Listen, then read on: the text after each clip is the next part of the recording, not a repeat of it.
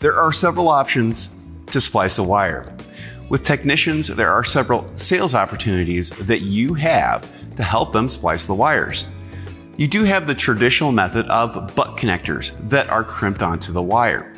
There are other options like this butt connector that actually includes solder and glue that helps to keep that splice nice and strong.